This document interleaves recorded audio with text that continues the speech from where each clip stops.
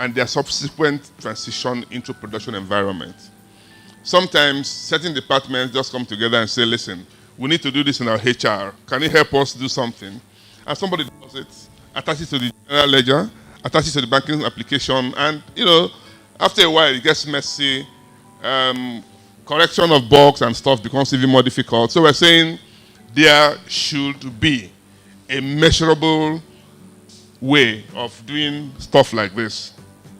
Then we have service management and operations. You have to plan, you have to deliver, you have to measure day-to-day operational services. Information and technology security. Security and protection of enterprise information and related assets. This, in this country today, considering what we have done in that space, is a very critical thing that we must do. Workforce and resource management.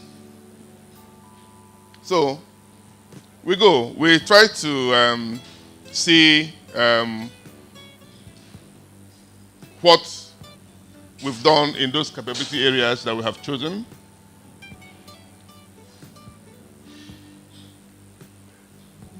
I keep saying that this job was done by CBN, working very closely with the Bankers Committee. The Bankers Committee is usually a group of the bank CEOs, CBN, NDIC, and MDs of mainly bank CEOs and CBN. But clearly, when we were working on this, we had a lot of discussion, conversations with the bank CIOs, and this is what came out of it. This is what we agreed are the 7 key areas, capability areas that we must approach. For strategic IT alignment, the reference for us is ITIL. COBIT can do it, but we have chosen ITIL for it. For IT governance, we have COBIT. We also have ISO 38500. For information and for architecture and information management. For interfaces, ISO 8583. For reporting, XBRL. Enterprise architecture, TOGAF. These are what we have clearly chosen to work with. It all goes down to application development, CMMI, project management, PMBOK, Prince2, service management operations, ITIL, ISO 20000, data center, the tier standards, health, safety, environment, business continuity, information and technology security, payment card security, the PCI DSS.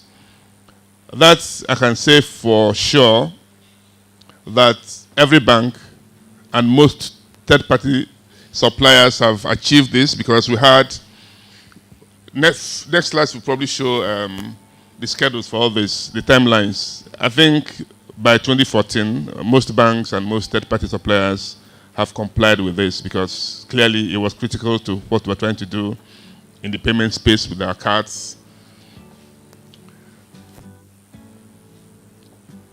So, this, I'll just go quickly to see what we have done with this. We adopted a maturity level of 3 for the standards for the Nigerian financial system. And we can see how we try to define the different maturity levels. At 0, how do you describe 0 maturity level? Nothing is description clearly is non-existent. There's nothing happening there. What it means is that there's no articulation of policies or recognizable process. Nothing is happening in those kind of institutions. For level 1, we say it's just ad hoc. Processes are not standardized, but ad hoc approaches are applied incidentally on an individual or case-by-case basis. In other words, people just wake up and do what they like. That's just a summary. People just wake up and do what they like and how they like. That is not acceptable. We are not going to accept that. So the overall approach to IT management and governance is disorganized. For level 2, it's repeatable. Processes have evolved to the extent that similar approaches are adopted by different individuals undergoing the same task. There is no formal training or formal communication of standard procedures, and responsibility is left to the individual. In that case, there's a high degree of reliance on the knowledge of the individuals. This is, again, not acceptable. People move, people leave institutions, and therefore, we can't leave this into chance. We've seen that, considering where we're coming from, that our baseline today for the financial industry would be level 3. Level 3, we define it as defined by description. You know what you want to do. Processes are properly defined and documented and communicated through formal training. It's not by chance. It's a carefully thought out process. Processes are integrated into organizational practices via formal approved policy. Automation and tools are used in a limited and fragmented way. It's as simple as that. That's really that's the baseline. In fact, that's where the line should actually start.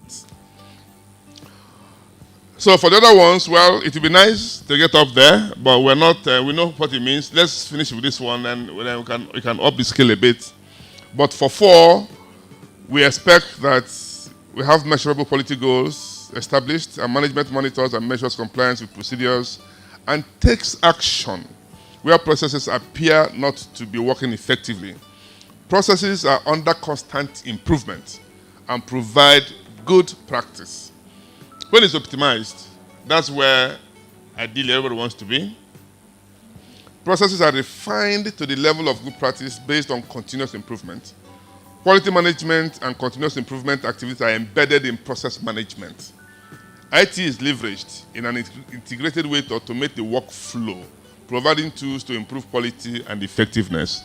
That's ideally the optimized version where we would like to be, but we would like to say that for today, and from where we're coming from, that level 3 is what we expect from the banks. Now, we've actually made some progress. We'll probably get to that. So, what we also did is that we prioritized them. How do we implement them? We look at the benefits and then look at the effort required. And then based on that, we prioritize them into 1, 2, 3. We say that something like service management interfaces, that's the ISO 83, whatever, 8035 or something. The IT security, that's when we talked about the ISO 7001, talked about the PCI DSS, application reporting, XBRL. These ones are very critical because, as of today, banks make returns to the Central Bank of Nigeria, for example, every month, every quarter. And if what we did was to get, suppliers to come, set out an RFP, EOI, and went through the entire evaluation process just to get what the guys are capable of doing. At the committee level, the banks agreed that disaster recovery for the banks can be housed by a data center operator. And I think we're on that. We've gone through it. In fact, by next week, we'll have a report ready where, as an industry, we expect to have bulk discounts, encourage banks to at least move their DR to that place. And if they find it useful, if they find that is a worthy engagement, they might even begin to think about moving their backups or their production to those sites and save themselves some costs. So that's what we're doing for now, for that.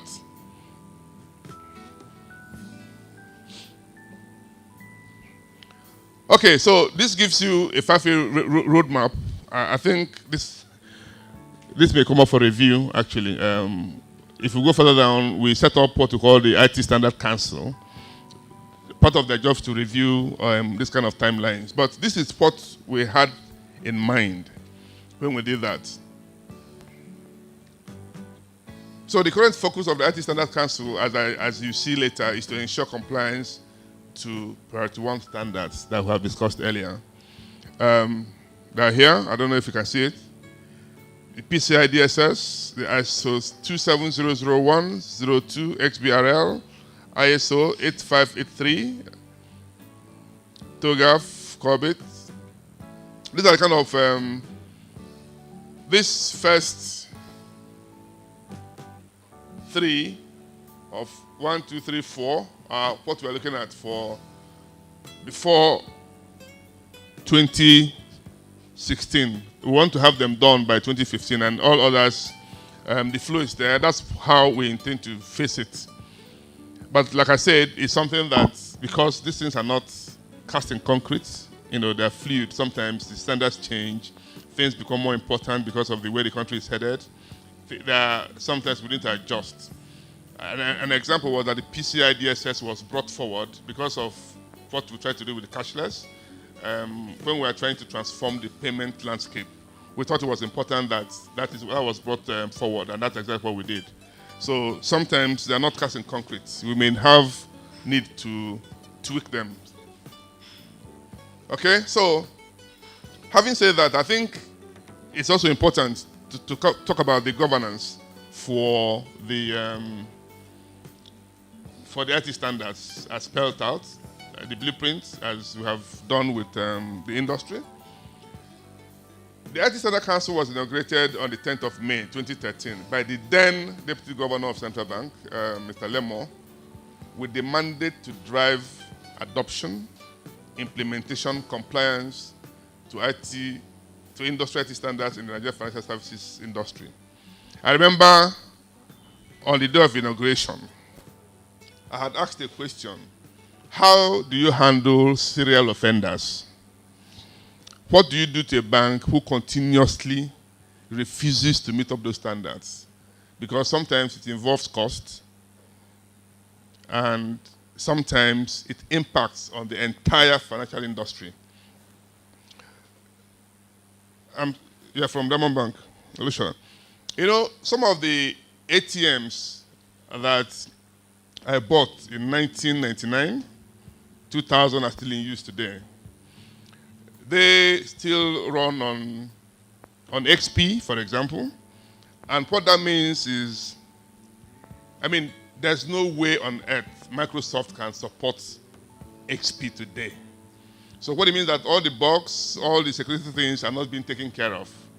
And, the impact is not only on the bank, it's on the entire industry. And this is exactly what we're talking about. It should not happen.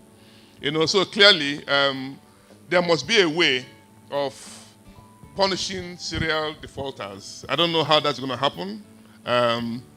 Maybe we haven't thought about it clearly. We thought that we are friends trying to manage the financial industry space, so we're not attacking anybody, but clearly it's an issue.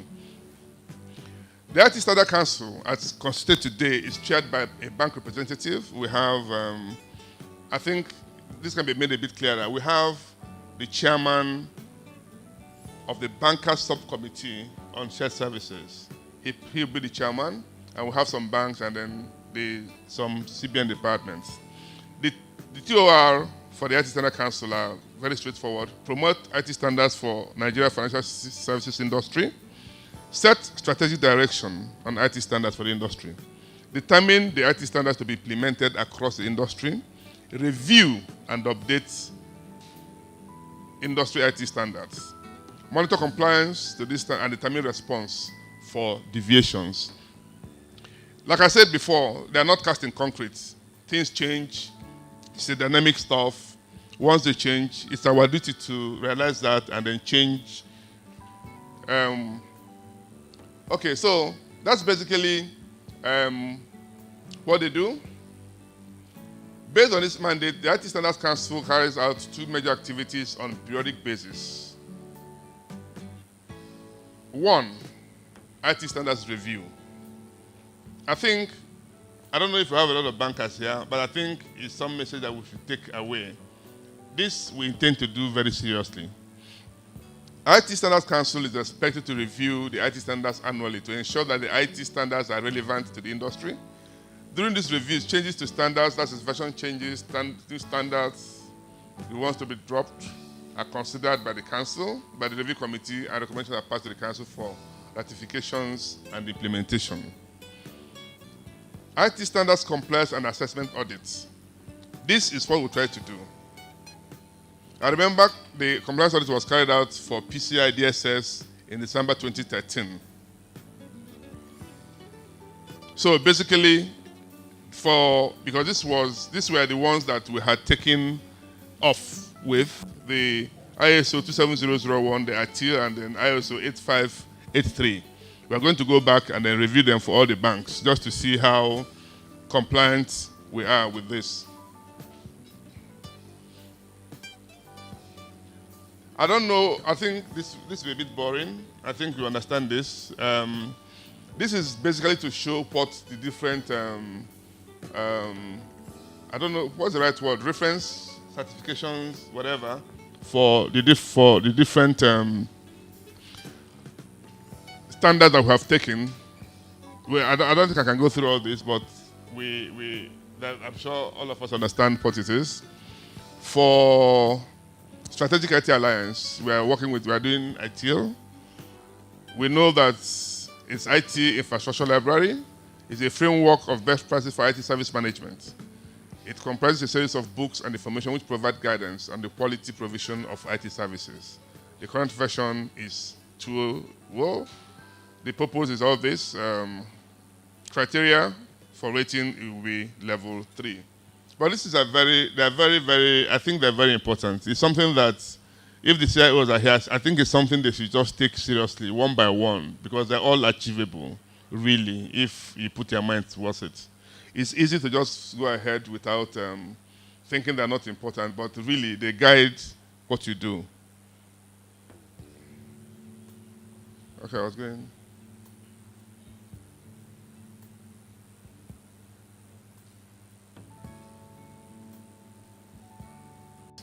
Okay, from the Uptime Institute, I think it's very clear what we want to do on this. I'm picking it up because that's the next one that we have just finished dealing with. Last week, I was personally in the entourage that went for inspection on 2 or 3 of the data centers in Nigeria. We also had a South African company that had come in, wanted to build its own greenfield, brownfield, trying to find out the cost advantages, if there is any.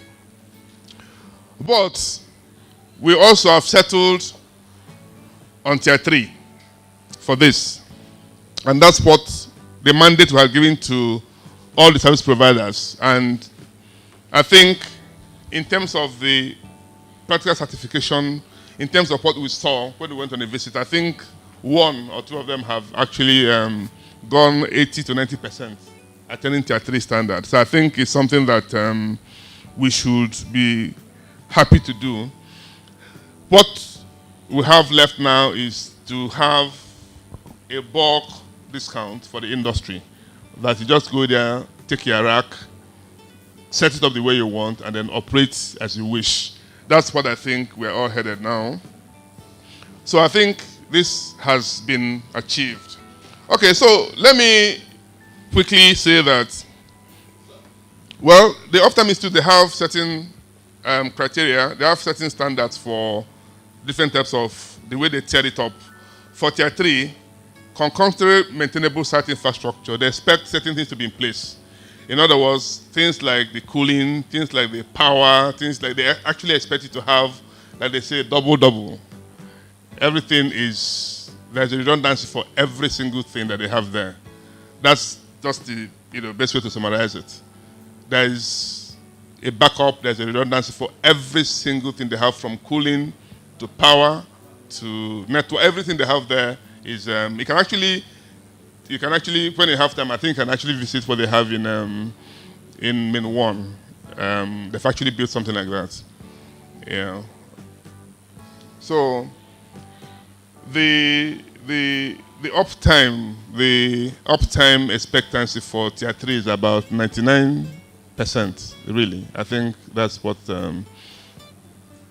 they expect to have when you're on Tier 3.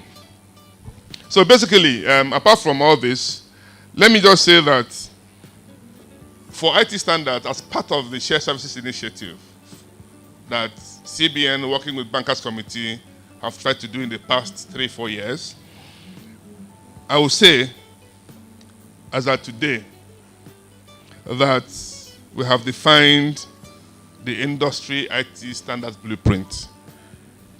It's not as easy as we think, but clearly there was a lot of effort towards this. In fact, it was the key effort in the whole thing we have done here. We've set up the IT Standards Council to drive and oversee the adoption of IT standards within the banking industry. We have launched the IT standard through issuance of CBN circular to the banks and publishing of the IT standards on a CBN website. We actually think that going forward, we're going to have a portal dedicated to this so that people can access it more easily. We've also conducted, like I said before, a baseline assessment to determine the readiness status of banks. The complete assessment has been done for PCI DSS, while out of the other three standards are ITIL, ISO 27001, and ISO 8583. Okay, sorry. This was deleted. It has been done. Sorry about that. So the next steps for us will be to conduct a review of the IT standards in the industry. That's the next move.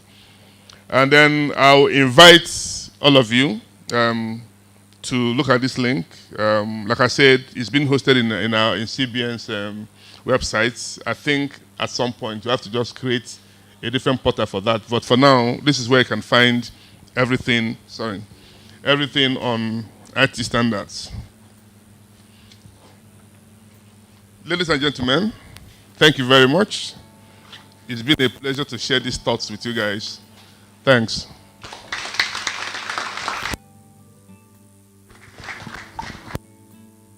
Let's put our hands together once more. Thank you very much, Mr. Umeano. I'm sure that was a very enlightening session around the standards, the CBN IT standards, and I'm sure many people are burning or bubbling with questions. But we would have quite a bit of time for questions. So what we'll do is we'll take the next presentation, and after the next presentation, we'll go on to the questions. Is that fine? Yep. But if you have any questions, you can. If you don't want to raise your hand, you can write them down. But when we're done with the second presentation, there will be time for us to ask questions individually. The focus of the second presentation that we'll be doing a status report on the industry as it is right now, in terms of the best practice adoption within the industry. So to give us a snapshot of where we are as an industry. And to take that presentation, we will be having the convener of the IVC Breakfast Forum. She happens to be my boss. I work with Digital Jewels. So when I call her name, I'd like you to to give a rousing applause as much as you can, because it will boost my performance appraisal. If I'm able to sell my boss well, everybody can say that, oh, he sold his boss well. And then, it gives me. So when we get to that point, we're going to do that. But what we're going to do is we're going to do something else something slightly different from what we had done earlier. You had introduced yourself to somebody who was sitting beside you. But you would now turn to somebody else who probably walked in while the session was on, and then just take a few minutes to introduce yourself as well. We'll do that for about 2 minutes, and then we'll move on to the session. The person doesn't have to be on your table. You can walk over to the person's table, do a quick introduction, and then go back to your seat. But just get to meet somebody across the room before we go to the next session. Okay?